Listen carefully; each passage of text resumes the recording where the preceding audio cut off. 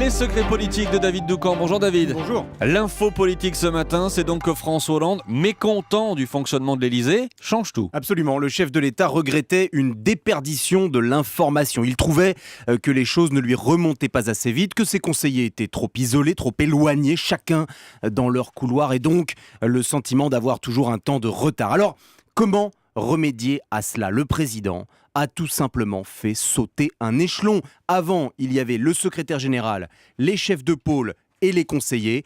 À partir d'aujourd'hui, les chefs de pôle, c'est terminé. C'est ce que j'ai pu constater dans un email envoyé avant-hier par Jean-Pierre Jouyet à tout le cabinet, justement, pour l'informer de cette nouvelle organisation. Donc désormais, un filtre a disparu entre le président de la République et ses conseillers. Est-ce que vous avez pu aussi constater des promotions dans cet email ? Oui, et pas des moindres. Laurence Boone, elle était simple conseillère économie, elle devient Sherpa du président. C'est un poste très important. Ça veut dire, Sherpa, qu'elle représentera désormais dans tous les sommets européens et internationaux le président de la République. Ce n'est pas anodin. Laurence Boone, avant de rejoindre l'Élysée, travaillait à la Citi pour la banque d'affaires Merrill Lynch. La banquière libérale convaincue devient donc aujourd'hui l'un des visages de la France dans les négociations mondiales, au nom d'un président de gauche.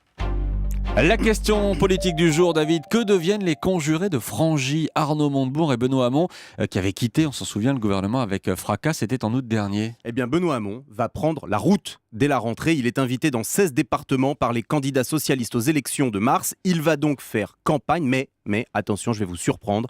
Dans chacun de ses déplacements, il défendra l'action et le bilan du gouvernement. Car ce qu'il a en tête, ce ne sont pas les départementales. Non, il ne pense qu'à une chose, le congrès du Parti socialiste en juin.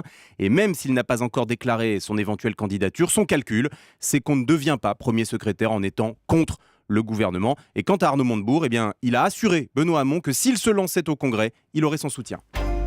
Vous allez en entendre parler d'Alain Juppé, de Nicolas Sarkozy, Nicolas Sarkozy qui va continuer sa stratégie de président bis en janvier. Oui, le shadow président, le chef de l'État bis, appelez ça comme vous voulez, mais effectivement, Nicolas Sarkozy veut démontrer qu'il est la seule alternative sérieuse à François Hollande, donc il va essayer de multiplier par exemple les photos avec les grands de ce monde, mais aussi se montrer sur les sujets brûlants de l'actualité française par exemple.